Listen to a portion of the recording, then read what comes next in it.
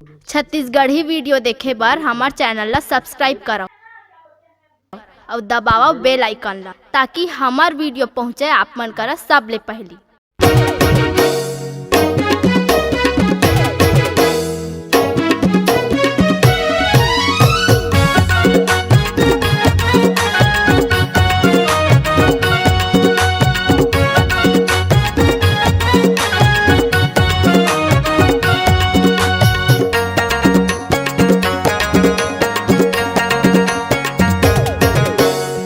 टूरी तोरना धाम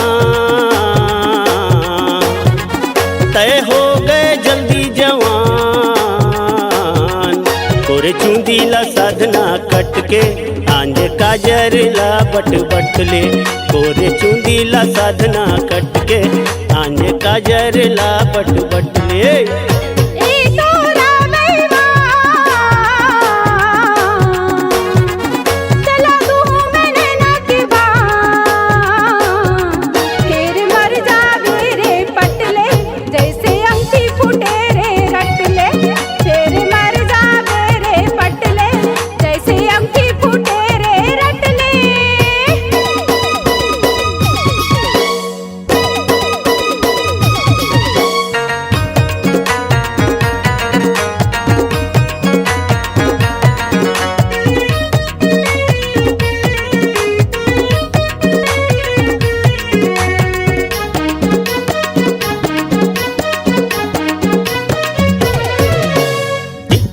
छोट बूटी गुलेल के गोल गोटी माया के गोट कबू बने तो तय गोटिया एक दू दिन के जिंदगी है पंजा मोर संगीत तीर माते आके नैना मा नैना मिला एक चिराई सुरगुन कस्तय चकत रही थस खोल गली मा गोरी मटकत रही थस चिराई सुरगुन कस्तय चकत रही थस खोल गली मा गोरी मटकत रही थस मोर जिंदगी है सुनसान आके कर दे तैनावा बिहान बने दिखा सबोले हटके लील दूहू एको दिन गटले बने दिखा सबोले हटके लील दूहू एको दिन गटले।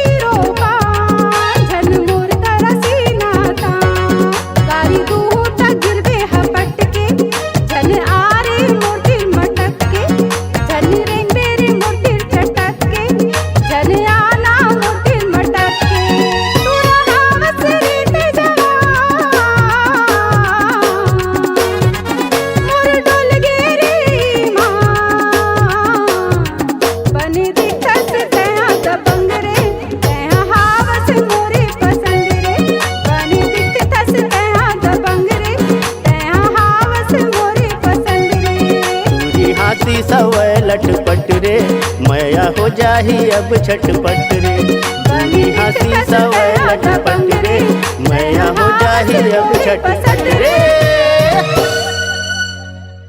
अगर आप अपनी आवाज को एक नया आयाम देना चाहते हैं तो चले आइए मल्टी ट्रैक डिजिटल रिकॉर्डिंग के लिए संपर्क करें HK म्यूजिक कंपनी कोटा डबरी चांपा छत्तीसगढ़।